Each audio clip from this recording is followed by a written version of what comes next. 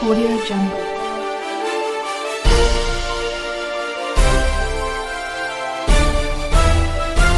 Audio Jungle.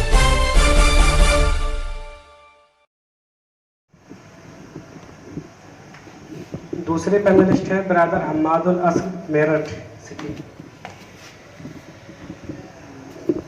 तीसरे हैं brother Abdul Qadir Laliyana और चौथे और आखिरी पैनलिस्ट हैं ब्रदर मरमूर राधना।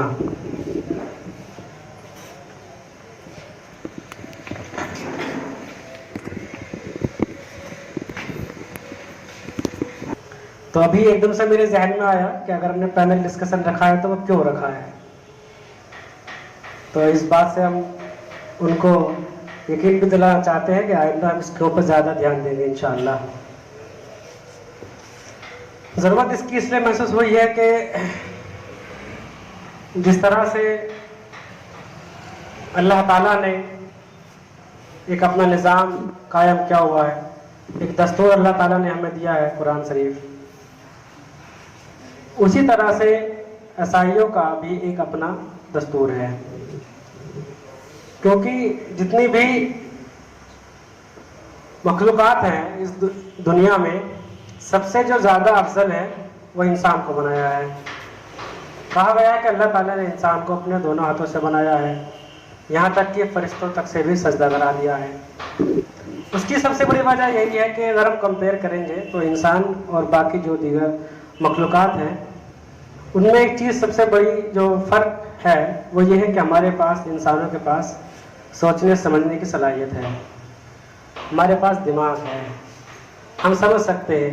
ये जो क्यों वाला वर्ड है इसको सिर्फ हम ही समझ सकते हैं, वो लोग नहीं समझ सकते।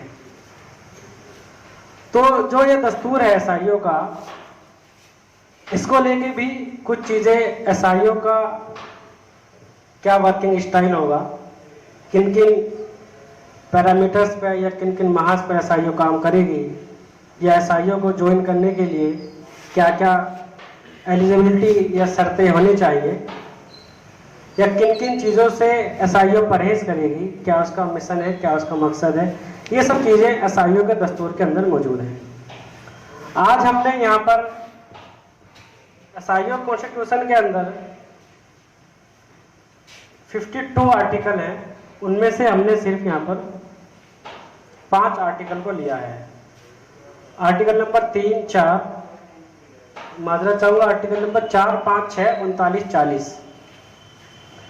तो इसमें यही है कि ईसाइयों का मकसद क्या है, उसके बाद उसका मिशन क्या है, एम्स एंड ऑब्जेक्टिव क्या है, तरीक़ेकार क्या है, और लास्ट में जो 39, 40 है वो चूँकि यहाँ पर अक्सर जो है वो अपने अपने मकाम के जिम्मेदार बैठे हुए हैं, तो उनकी क्या क्या अथॉरिटी है और क्या क्या रेस्पॉन्सिबिलिटी है, इन 5 आर्टिकल में उसका एक्सप्लेनेशन क्या है।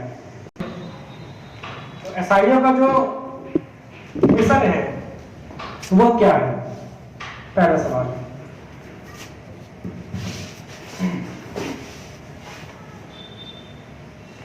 अस्सलाम वालेकुम। ईसाइयों का जो मिशन है, मकसद, वो इलाही हिदायत के मुताबिक समाज की तश्कील नौ, यानी जो अल्लाह ताला ने हिदायत दी है, और हिदायत क्या है, कुरान करीम हमारे पास मौजूद है और अल्लाह के रसूल ने जो कुछ कहा है हदीस के रूप में वो भी आपके सामने है। तो उस मकसद को जो है सामने रखकर हमें समाज की तश्कील नौ करनी है। समाज की तश्कील नौ, एक मिसाल के तौर से मैं इसको समझाता हूँ। अगर हमारे सामने ये दरसगाह है, इसमें जो तामीरी काम अगर हम लें तो उसको हमें पूरी की पूरी जो है ये इसकी जो बुनियाद है और बुनियाद पूरा स्ट्रक्चर जो है इसको ख़त्म नहीं करना है, बल्कि जहाँ जहाँ इसके अंदर कमियां हैं, खामियां हैं, कहीं पेंट नहीं हुआ है, कहीं विंडो कमज़ोर है, उसको जो है उसकी रिपेयरिंग करनी है। अगर कोई, सबसे अच्छी मिसाल ये भी है कि कोई अगर बीमार है तो यानी कि अगर उसकी उंगली जो है उसमें दर्द है तो इसका मतलब ये नहीं है कि वो पूरी बॉडी उसकी खराब हो चुकी है, बल्कि वहाँ जो दर्द है उसको रिलीफ मिल जाए, उसके लिए हमें उसको टैबलेट वगैरह जो भी देनी है। तो ये है सबसे तश्कील नौ का जो मकसद है, मतलब है वो ये है कि हमें रिपेयरिंग का काम करना। सवाल ये है कि मिशन स्टेटमेंट है क्या, अभी तो सिर्फ ये बताइएगा। इमरान भाई आप बताइएगा, एसआईओ का मिशन स्टेटमेंट क्या है? एसआईओ का मकसद जैसे कि मिशन स्टेटमेंट जो लिखा हुआ है दस्तूर में, बस मिशन ये है कि एसआईओ का मिशन में इलाही हिदायत के अनुसार समाज के नव निर्माण के लिए छात्रों और युवाओं को तैयार करना एसआईओ का मिशन है। हमद भाई, अभी ये जो वर्ड आया है कि एसआईओ का मिशन है कि इलाही हिदायत के मुताबिक समाज की तश्कील नौ के लिए, नव निर्माण के लिए, रिकंस्ट्रक्शन के लिए तलबा और नौजवानों को तैयार करना, ये एसआईओ का मिशन है। तो अब ये इलाही हिदायत जो है इसको थोड़ा सा क्लैरिफिकेशन करिएगा, इलाही हिदायत क्या है? इलाही हिदायत से मतलब ये है कि कुरान और सुन्नत, यानी कुरान जिस तरीके से रहनुमाई करता है किस तरह का समाज बनना चाहिए, या सुन्नत हम प्यारे रसूल सल्लल्लाहु अलैहि वसल्लम को देखते हैं किस तरह से समाज बना था, उस तरह का समाज बनना चाहिए। मतलब जहाँ ईमानदारी से काम हो, ऊंच नीच ना हो, भेदभाव ना हो, इस तरह का समाज बनना चाहिए।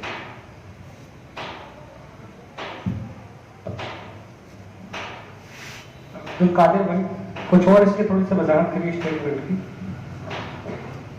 जैसे कि तंजीम का मिशन वाज़ेह है इलाही हिदायत के मुताबिक, तो जो इलाही हिदायत है कुरान और सुन्नत, जो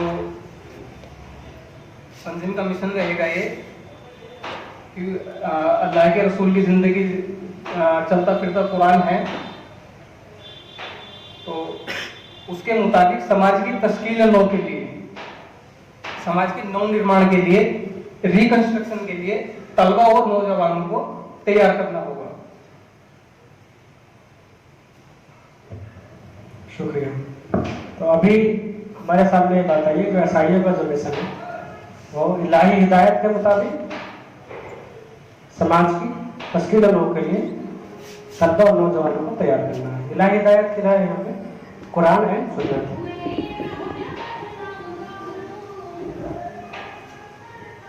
दूसरा सवाल मेरा मरगूब भाई से है कि इसका जो उद्देश्य है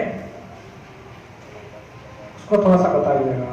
उद्देश्य क्या है? ये तो मिशन हुआ, एक उद्देश्य है तंजीम का, तो वो क्या है?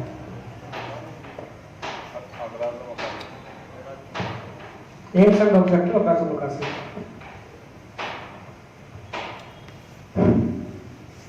इसका जो अगराज और मकासद है, सबसे पहली वो बार बार आ चुकी है कि इसका जो असासे कार होगा, यानी कोई भी काम होगा वो कुरान के अकॉर्डिंग होगा। ये तो ये तो मिशन था ना, आप तो अगराज और मकासद बताइएगा।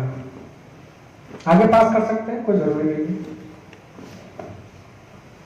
हमारा उद्देश्य, इस तंजीम का उद्देश्य है छात्रों और युवाओं को इस्लाम की दावत देना। इसका एक उद्देश्य है छात्रों को प्रेरित करना एजुकेशन के लिए, ये भी इसका एक उद्देश्य है। छात्रों की ट्रेनिंग करना, ये भी इसका एक उद्देश्य है। और छात्र जिस भी डिपार्टमेंट में है और जिस भी स्कूल में है, वहाँ पे एक ऐसा एनवायरनमेंट क्रिएट करना कि वहाँ पे इस्लाम का निज़ाम कायम हो सके, ये भी इसका एक उद्देश्य है। हम्मद भाई, सेम सवाल, लेकिन जवाब सेम नहीं होगा इंशाल्लाह। उद्देश्य इसका पहला, तो सबसे पहला उद्देश्य, सबसे पहले तो हमें ये समझना चाहिए कि एम्स एंड ऑब्जेक्टिव्स क्या होते हैं, मतलब उद्देश्य होता क्या है। तो उद्देश्य जो है, किसी भी मिशन है हमारा तंजीम का कोई एक, तो मिशन को हासिल करने के लिए हमें जो जो काम करने हैं उसे हम कहते हैं अगराज और मकासद। जैसे मिशन हमारा तश्कील नौ समाज की। तो समाज की तश्कील नौ हम किस तरह कर सकते हैं, तो हमें क्या क्या काम करने हैं, वो होते हैं हमारे अगराज़ व मकासिद। तो इसमें सबसे पहली चीज जो हमें करनी है वो है दीन की दावत देना तलबा और नौजवानों को। इसमें मुस्लिम भी शामिल है, गैर मुस्लिम भी, दोनों। और दूसरा है इल्म दीन की इशाअत और दीन का शऊर पैदा करना, यानी दीन की इशाअत करनी है, दीन फैलाना है। इशाअत यानी प्रचार प्रसार, पहुंचाना है लोगों तक, और उसका शऊर पैदा करना है, यानी सही समझ। सिर्फ ये नहीं कि ये पता चल गया कि अल्लाह पर तवक्कुल करना चाहिए तो कुछ करेंगे मतलब हाथ पे हाथ रख के बैठ गए, तो ऐसा नहीं है। दीन इशाअत भी करनी है और शऊर भी बेदार करना है। ये अगला मकासद। आपसे सवाल इसी के ताल्लुक से ये है कि अभी जो हमाद भाई बता रहे थे, एक होता है एम्स एंड ऑब्जेक्टिव, एक होता है मिशन। तो इन दोनों में फ़र्क क्या है, इसकी थोड़ा सा और वजाहत करिएगा। मिशन में और एम्स एंड ऑब्जेक्टिव में क्या फ़र्क है?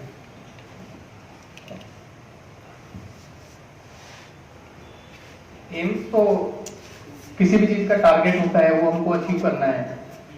मकासद जराए होते हैं कि वहाँ एम्स तक कैसे पहुंचा जा सकता है, जो ऑब्जेक्टिव होते हैं।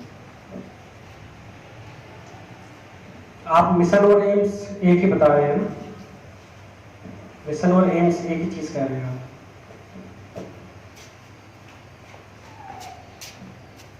ठीक है,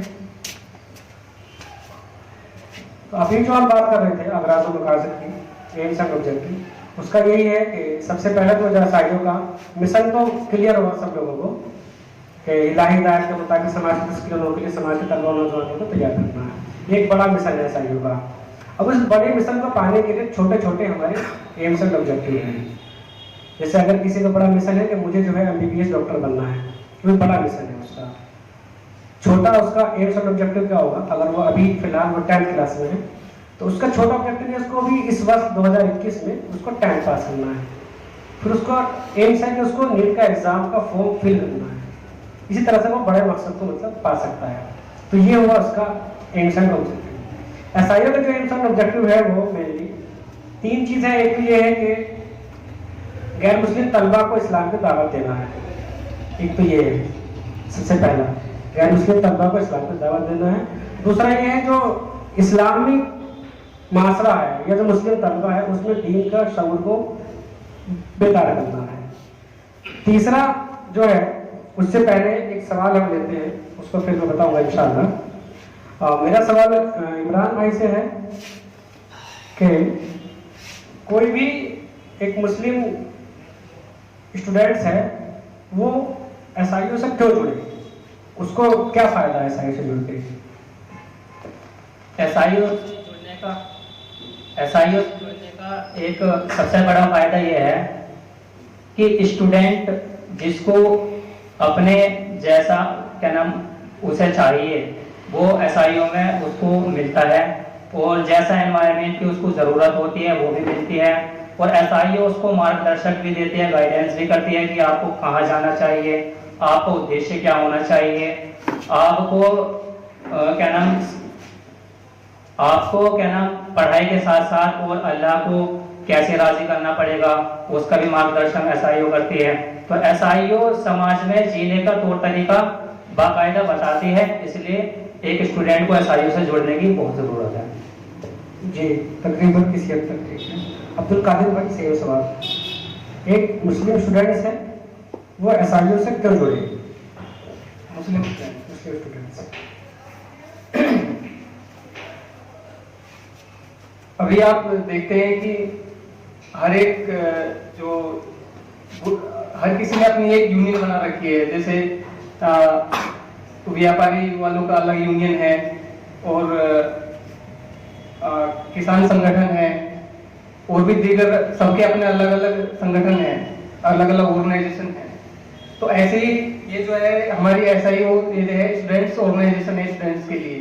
तो अगर एक मुस्लिम तलबा एसआईओ से जुड़ेगा तो वो सबसे पहले स्टूडेंट्स होने के नाते साथ साथ उसमें इस्लाम की समझ पैदा होगी और वो अपने जो तरीके जिंदगी होगा वो कुरान और सुन्नत के मुताबिक गुजारेगा।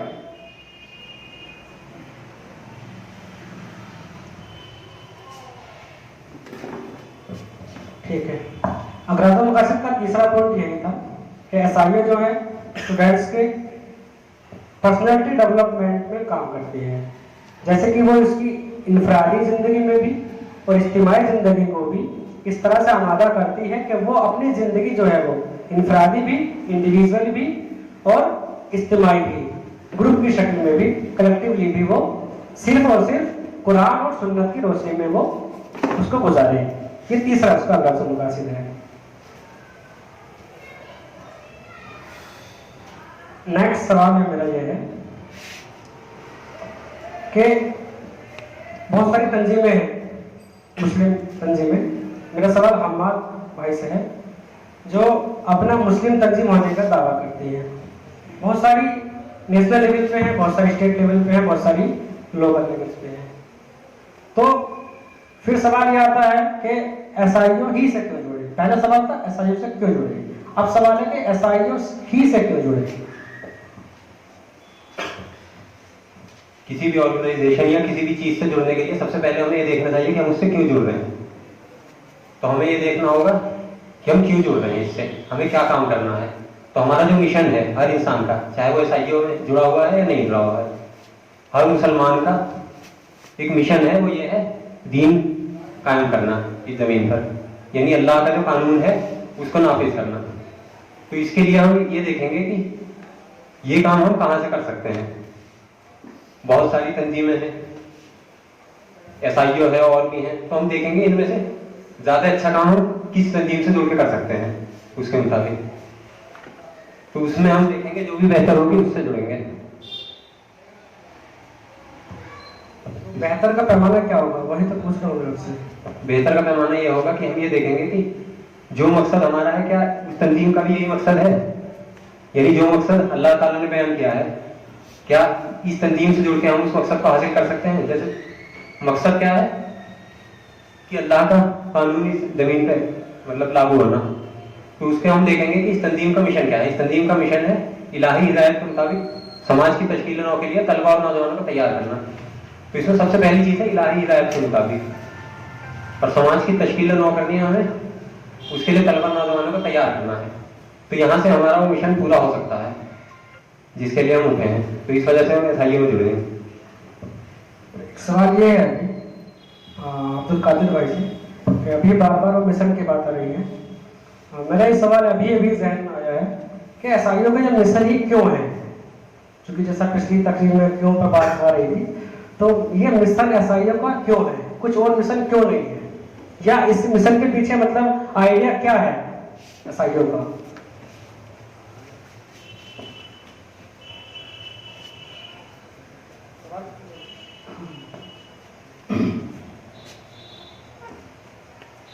इस दुनिया में अल्लाह ताला ने हर किसी को किसी न किसी मकसद के लिए किसी ने मिशन दे के भेजा है। तो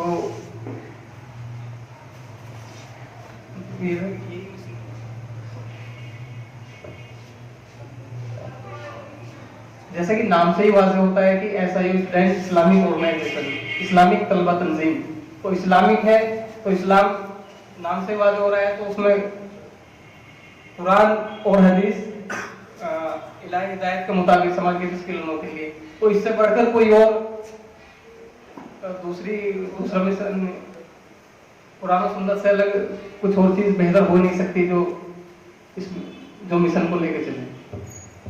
ये सवाल कुरान और सुन्नत पर नहीं है, सवाल ये है कि जो मिशन है कि कुरान और सुन्नत की रोशनी में तलबा और नौजवानों को तैयार करना, इस पर सवाल है कि इसके पीछे क्या कोई खास वजह है।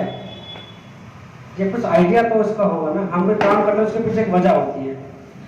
हम यहाँ आए हैं इज्तिमा में, मैं मेरठ से आया हूँ, उसके पीछे वजह है कि मेरे अंदर बहुत सारी कमियां हैं, मैं अपनी तरबियत करना चाहता हूँ, एक सभी लोगों के साथ में बैठ के नमाज पढ़ता हूँ, उसके पीछे वजह है। तो इसी तरह से जो मिशन है इसके पीछे क्या वजह है, क्या कुछ आइडिया था इसका मतलब।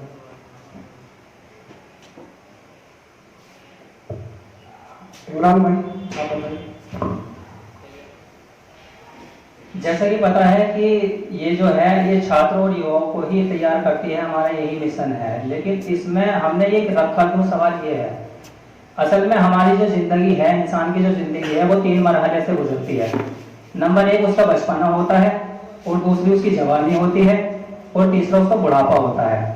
लेकिन उसमें सबसे बेहतरीन जो मरहला है वो जवानी का है। इसीलिए एसआईओ ने भी यही टारगेट करा है कि छात्रों को और युवाओं को जिसकी एज जो है 30 साल से कम होगी उसे ही तैयार करेंगे, क्योंकि उसका एक प्लस पॉइंट हमें मिलता है, क्योंकि उसका नया फोन होता है और वो बेहतरीन सोच उसकी डेवलप होती है। तो हम चाहते हैं कि हमारे साथ वही लोग जुड़े, और हमने यही मिशन इसमें रखा है। ये जो आपने दिया छात्रों और नौजवानों को तैयार क्यों करते हैं उसकी वजह आपने कर दी। अब समाज की तस्वीरों जो चाहते हैं ना, वो क्यों चाहते हैं? जैसा कि अंबिया इकराम को सबको अल्लाह ने एक ही काम सौंपा है कि आप जाइए समाज में और उसमें जितनी भी बुराइयां हैं उन बुराइयों को अच्छाइयों में बदलिए। बदलने का मतलब नवनिर्माण का होता है, रिकंस्ट्रक्शन का होता है। तो यही काम हमने इस मिशन में रखा कि समाज में जितनी भी बुराइयां हैं उन्हें हमें अच्छाइयों से बदलनी है, हमें उसका नवनिर्माण करना है। मरहूब भाई से अभी इमरान भाई बता रहे हैं कि बुराइयों को अच्छाइयों से बदलना है, तो इसका मतलब कुछ समाज में बुराइयां हैं इसको बदलना चाहते हैं हम लोग। जी, समाज में बुराई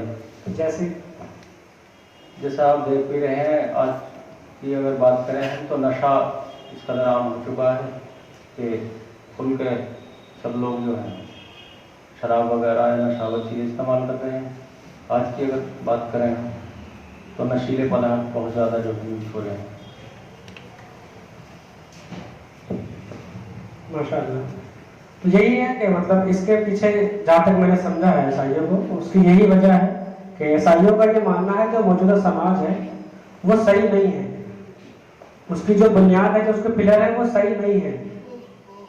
तो हम इन चीज़ को बदलना चाहते हैं, इस समाज को बदलना चाहते हैं।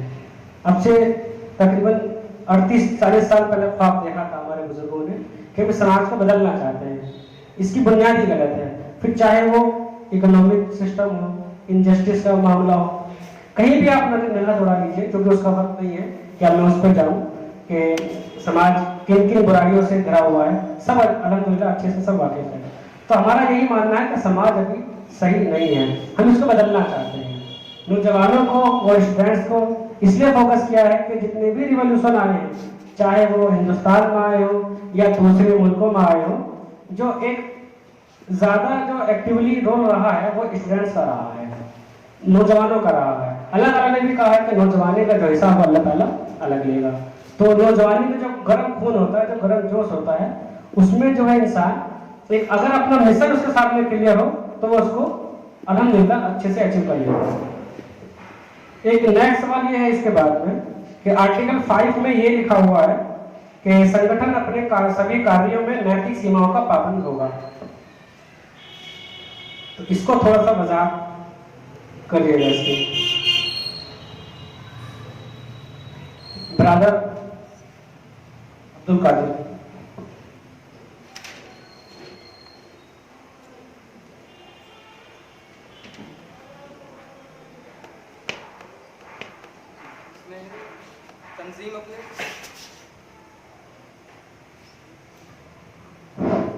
तंजीम अपने कामों में अखलाकी हुदूद की पाबंद होगी।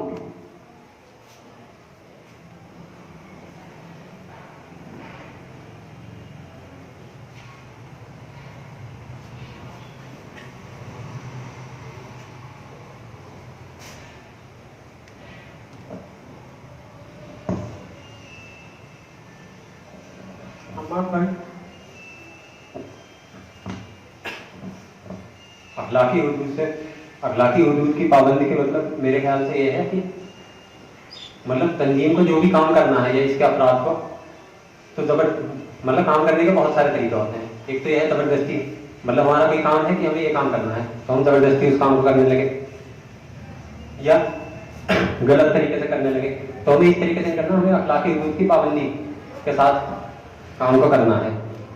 जैसे मान लीजिए हम कोई रैली निकाल रहे हैं किसी मकसद को हासिल करने के लिए, किसी प्रोग्राम के लिए या किसी के लिए कोई रैली निकाल रहे हैं, तो हम निकालते जा रहे हैं, रास्ता खराब हो रहा है, हम गंदगी फैलाते जा रहे हैं, तो हमारा रैली का जो मकसद था वो तो पूरा हो जाएगा, लेकिन हम अखलाकी हुदूद की पाबंदी यहाँ नहीं कर पाए। तो इन चीजों का भी ख्याल रखना है, अखलाकी हुदूद की पाबंदी के साथ हमें अपने काम करने हैं जो भी है। आर्टिकल 5 का जो पॉइंट नंबर सी है, इमरान भाई इसको थोड़ा सा क्लेरिफाई करिएगा इसको।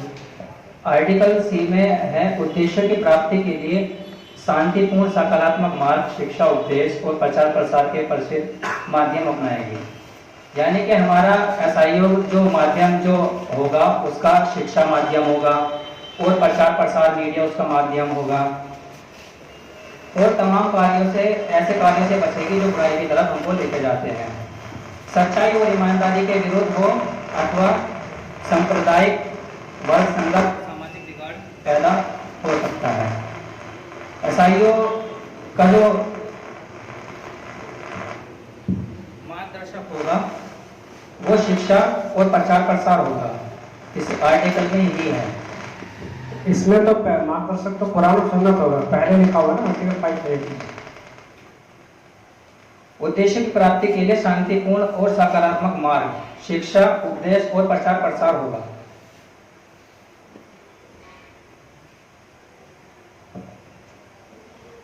महबूब भाई,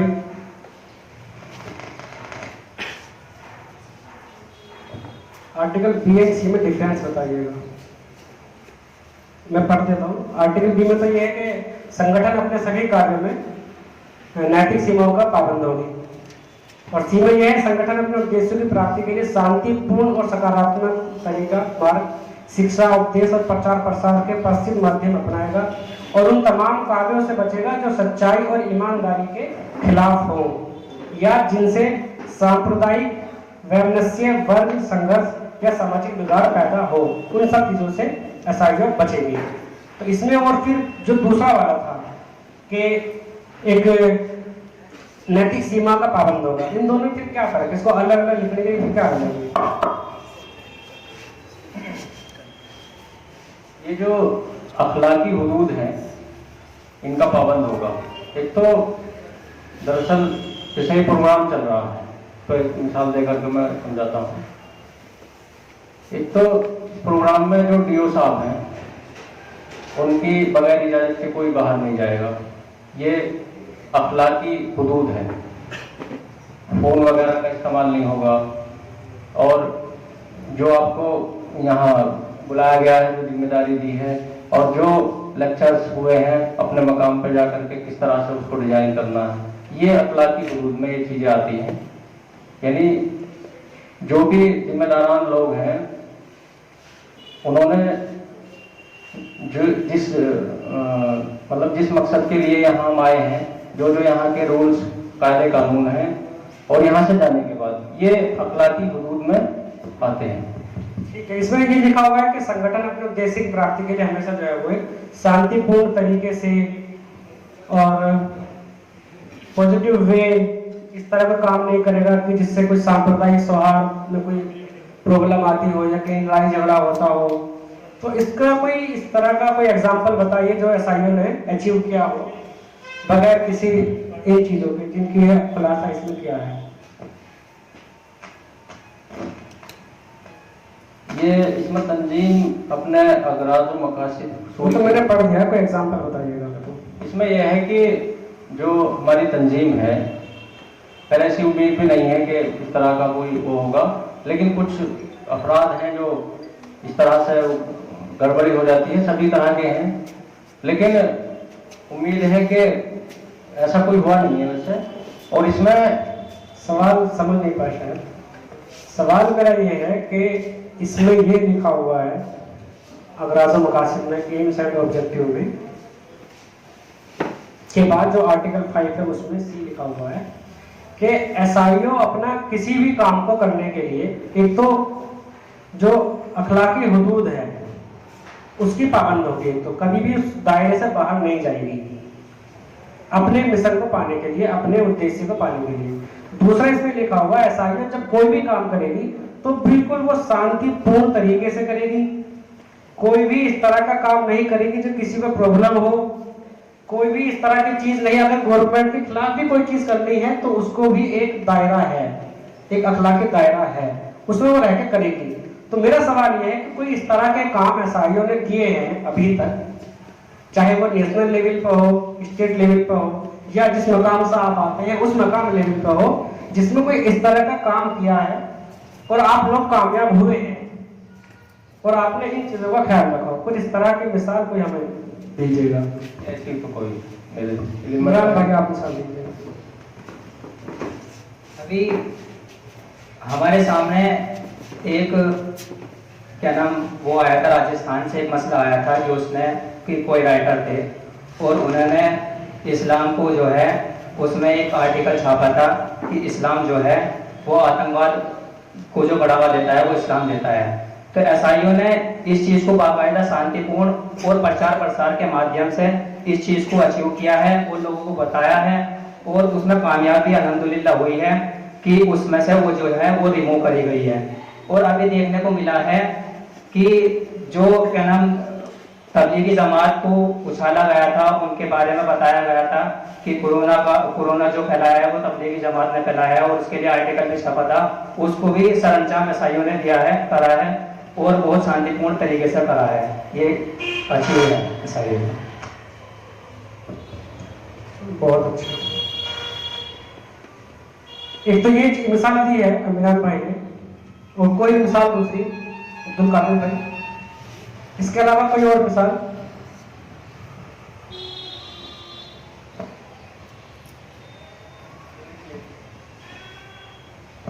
किसी भी लेवल पे?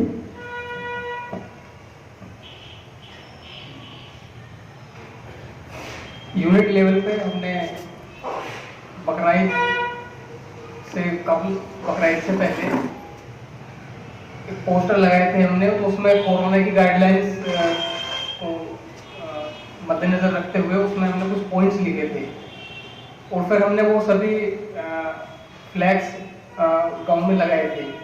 तो बहुत से जब हम वो लगा रहे थे तो सब ये बोल रहे थे कि ये पढ़ने के लिए आ रहे थे, तो क्या है भाई, ये क्या है।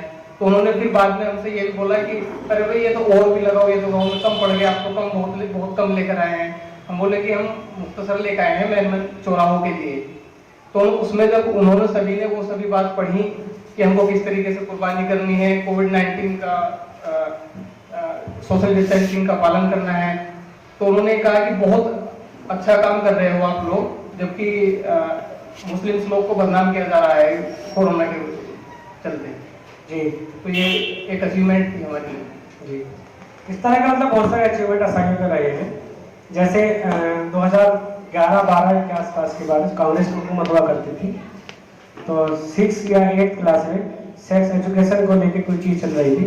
गवर्नमेंट ये चाह रही थी सेक्स एजुकेशन बाकायदा बच्चों को पढ़ाई जाए। तो एसआईओ ने बिना प्रोटेस्ट किए, बिना किसी के नारेबाजी लगाए, बिना जनता मुर्दाबाद कहे, बिना किसी का बदला फूके, एक बिल्कुल बाकायदा मोहतरम अंदाज से बात किया और वो अल्हम्दुलिल्लाह केस जीती और फिर जो है वो उस चीज़ को वहाँ से हटा दिया गया।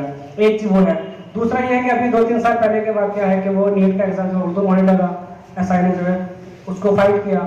एक लेटेस्ट अभी न्यूज़ है जिस तरह इमरान भाई ने बताया था, एक वो भी है। और एक MBBS की किताब में जो है वो तबलीगी जमात को लेकर एक वो बनाया गया है कि कोविड जो हिंदुस्तान में सिर्फ इन्हीं लोगों की वजह से आया है, तबलीगी जमात की वजह से हिंदुस्तान में कोरोना आया है।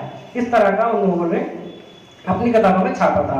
एसआईओ ने इसको लेके बाकायदा जो तरीका है उसके प्रकाशन से, उसके राइटर से उन्होंने बात किया है। और अभी मैं एक हफ्ते पहले वीडियो देख रहा था, उस राइटर ने बाकायदा माफी नामा दिया है एसआईओ को और ये वादा किया है कि आइंदा इस तरह की कोई चीज़ नहीं रहेगी।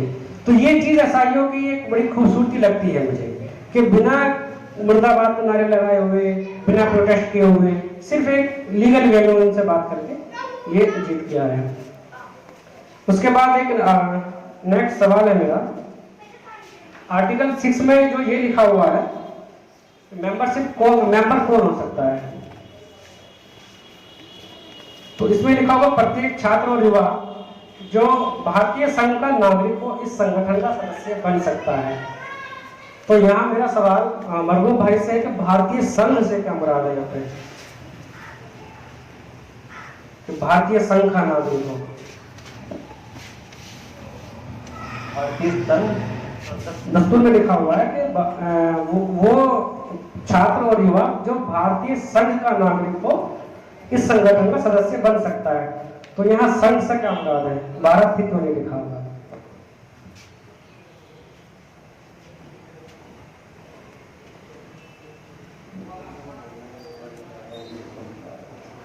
उर्दू में देख लो, दस्तूर रखा हुआ है। ठीक है।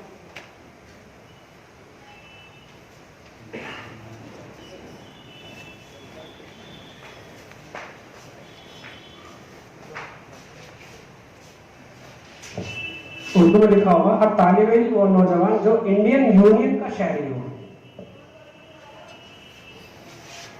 इंडियन यूनियन या भारतीय संघ।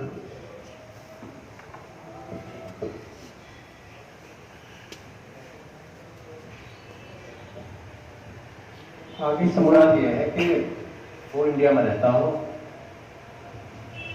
वो मेंबर बन सकता है सीओ का। इसमें तो ये लिखा हुआ ना कि वो भारतीय संघ का नागरिक हो। यहाँ रहने की बात तो ये नहीं लिखा है। भारतीय संघ का इसमें लिखा हुआ है, मैं तो सिर्फ उसकी वजाहत चाह रहा हूँ। इसमें लिखा हुआ है भारतीय संघ का नागरिक हो।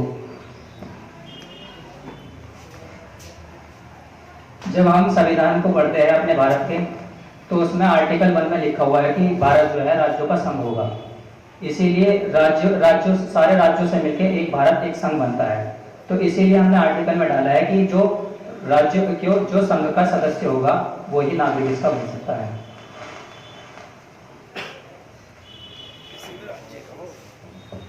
जी, और कोई कुछ और कहना चाहेंगे इसमें?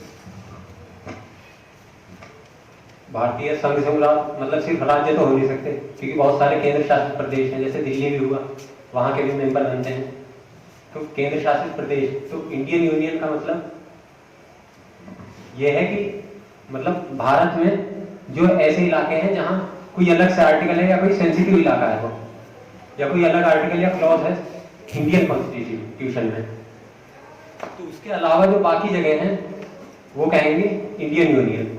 मतलब स्पेशल जो जगह हैं उनके अलावा, तो वहां से कोई भी मेंबर बन सकता है एसआईओ का। वहां से बन सकता है, वहां से नहीं बन सकता है। वहां से बन सकता है, उन जगहों के अलावा से, उन जगह के अलावा से बन सकता है जहाँ पर कोई स्पेशल केस है, जैसे कश्मीर का था अभी, उसको चेंज किया है, वो क्या हुआ वो मेरे लिए नहीं है, तो वहाँ एसआईओ का मेंबर नहीं बन सकता, बाकी जगह बन सकता है। इसी में तीसरा पॉइंट ये है कि भारत का निवासी हो।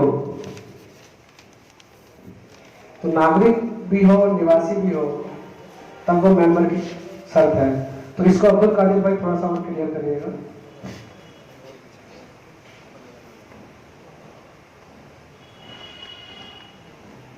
तो यही है कि वो हिंदुस्तान का रहने वाला हो, तो उसकी नागरिकता हो हिंदुस्तान की हो।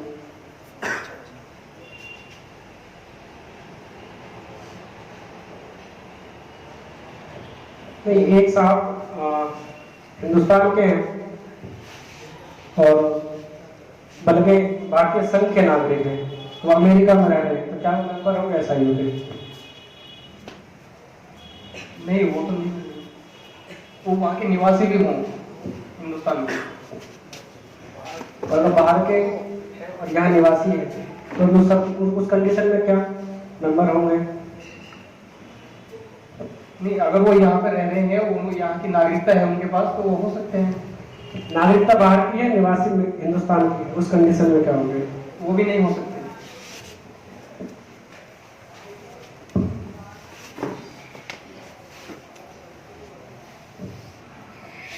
आर्टिकल 6 में ये है कि मेंबरशिप की जो कंडीशन है वो ये है तो हिंदुस्तान का भारतीय संघ का नागरिक हो, और दूसरा है कि संगठन के संविधान की समझ हो।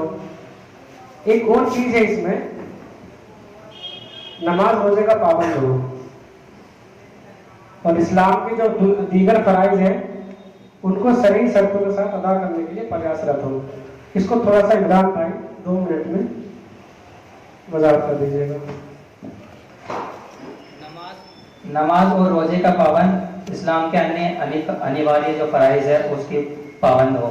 इसका मतलब ये है कि क्योंकि हमारा एसआईओ का मिशन ही है कि इलाही हिदायत के अनुसार समाज के नवनिर्माण के लिए तलबा व नौजवानों को तैयार करना। तो जब हमारे पास अल्लाह की हिदायत और नबी करीम सल्लल्लाहु अलैहि वसल्लम की अहादीस है, तो उसी के अकॉर्डिंग जो है जब तक हमारे पास नमाज और क्या नाम रोज़े ज़कात नहीं होंगे तो हम अल्लाह की हिदायत को कैसे इख्तियार करेंगे। तो क्योंकि हमारा मिशन ही है कि अल्लाह की हिदायत के अनुसार, तो उसमें हिदायत में जो है दोनों चीज़ आ जाती है कि अल्लाह ने हमें कुरान शरीफ दिया है, तो उसके अंदर रोज़े की भी क्या नाम तलकीन की है कि तुम्हें रोज़े भी रखने होंगे और नमाज का भी पाबंद होगा। इसीलिए जो हमारे आधारशिला ही कुरान शरीफ है, अल्लाह की हिदायत है, तो इसीलिए हमने जो है ये चीज़ रखी कि उसका वो नमाज और रोज़े का भी पाबंद होगा और जो दूसरे फ़राइज़ है उसका भी पाबंद होगा। जी, यहाँ पर जो मेंबर बैठे हैं उनको ही सोचने की बात है और अपना खुद ऐसा करने की ज़रूरत भी है कि ये मेंबरशिप की भी कंडीशन है और हम मेंबर हो गए हैं। तो आगे की बात समझिएगा मैं क्या कहना चाह रहा हूँ। नेक्स्ट मेरा जो क्वेश्चन है वो ये है कि एक यूनिट के लिए कम से कम कितने मेंबर होने चाहिए? मरहूम भाई से सवाल। 2 मेंबर 2 मेंबर होने चाहिए। सेक्रेटरी यूनिट का क्या काम होता है दस्तूरी एतबार से? ये अगर सदर सेक्रेटरी हैं तो नेक्स्ट सवाल ये है कि सेक्रेटरी यूनिट का काम क्या होता है दस्तूरी एतबार से?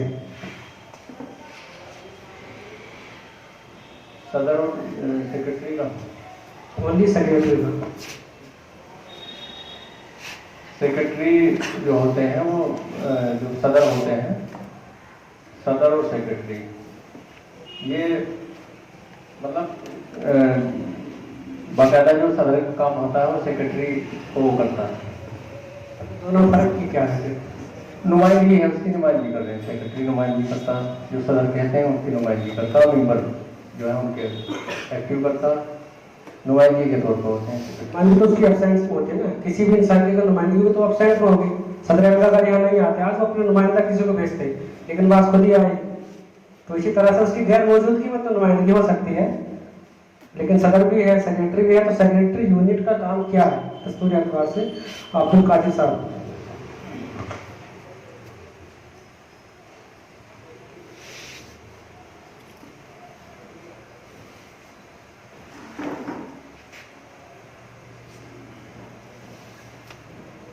सदर मकामी की सेक्रेटरी यूनिट जो है वो सदर मकामी के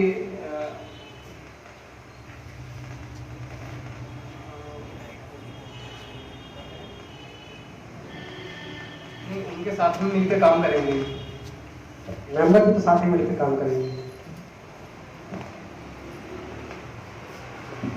हम्माद भाई, ये जो सवाल है सेक्रेटरी यूनिट का मतलब क्या जिम्मेदारी है, तो मतलब जो आर्टिकल जिस पे डिस्कशन हो रहा है 4, 5, 6, 39, 40, तो मेरे ख्याल से उसके अंदर ये सवाल नहीं है।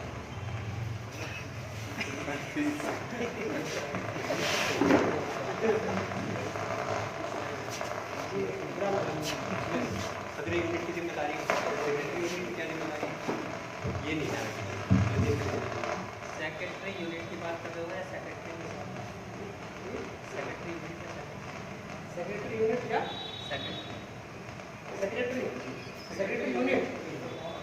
सेक्रेटरी यूनिट का काम जो होता है वो सलाहकारी होता है कि वो जो है सलाह देगी। मेरे सवाल में ही मेरा जवाब है। सेक्रेटरी यूनिट का दस्तूरी काम क्या है? सेक्रेटरी यूनिट का दस्तूरी काम ये है कि वो अपने सदस्यों का मार्गदर्शन करेगी और उसकी ट्रेनिंग करेगी। कौन से आर्टिकल में लिखा है? आर्टिकल 40।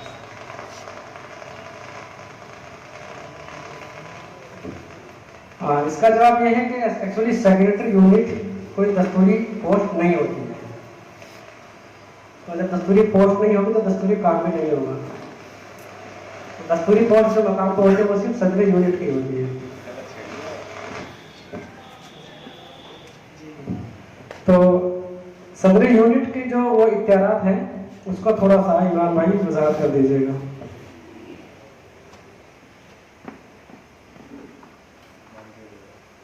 सदर यूनिट का जो काम होगा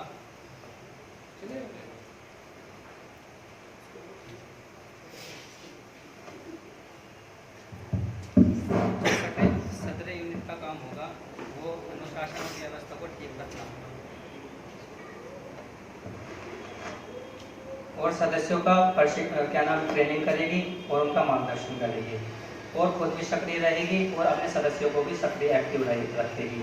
ये यूनिट का काम होगा।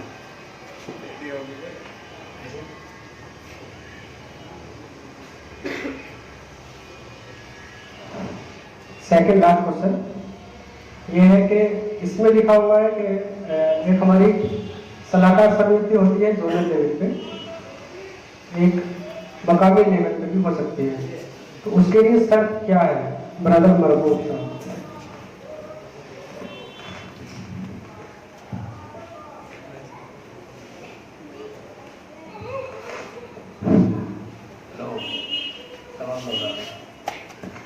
सवाल ये है कि जिस तरह से जोनल लेवल पे एक जोनल एडवाइजरी काउंसिल होती है और मरकजी लेवल पे सेंट्रल एडवाइजरी काउंसिल होती है, इसी तरह से कुछ स्पेशल केसेस में मकान उसकी शर्त क्या है?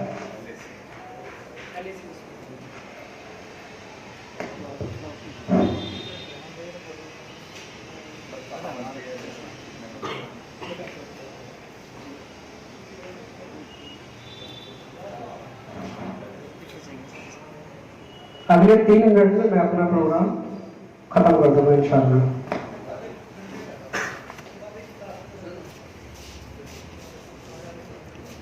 इमरान भाई नहीं बताएंगे, अब्दुल कादिर साहब बताएंगे।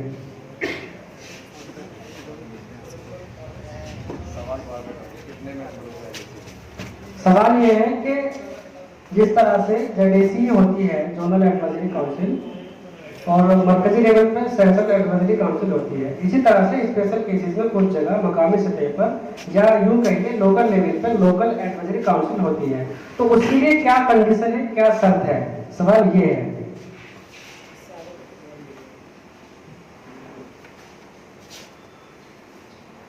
कोई बताना चाहिए? जैसे लोकल लेवल पे होती है एलएसी, अगर किसी यूनिट में 25 या उससे ज्यादा मेंबर हैं जी तो वहाँ एलएसी बनती है, यानी लोकल एडवाइजरी काउंसिल। लेकिन ये सवाल भी मतलब आर्टिकल 41 का है, जबकि आप देख सकते हैं अगर उसमें प्रोग्राम कॉपी में तो आर्टिकल 39, 40, 4, 5 और 6 है। तो गुजारिश करूंगा मैं सदर साहब से, नहीं भाई समझता कि मतलब उसी से रिलेटेड क्वेश्चन पूछे। पढ़ के आए हैं। जी आखिरी सवाल है।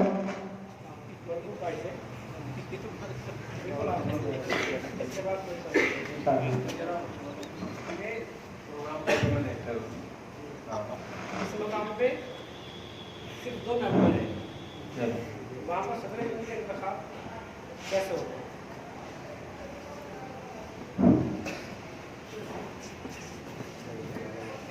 ऐसे होगा जैसे होता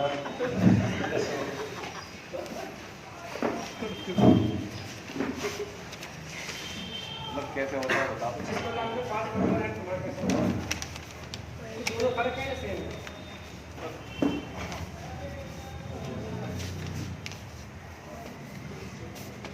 फर्क है।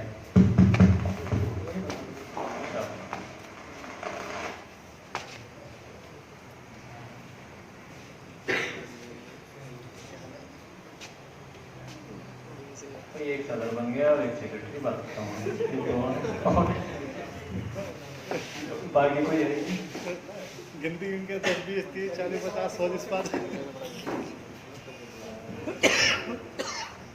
जहाँ पर 2 से ज़्यादा मेंबर हैं उसका इंतखाब सदर हल्का अपनी स्वाभिमान से करेंगे, जिसे वो बेहतर समझेंगे उसके हिसाब से वो।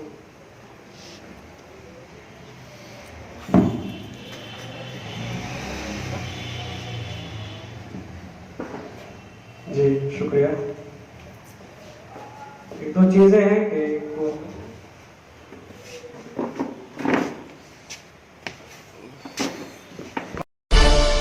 Audio Jungle.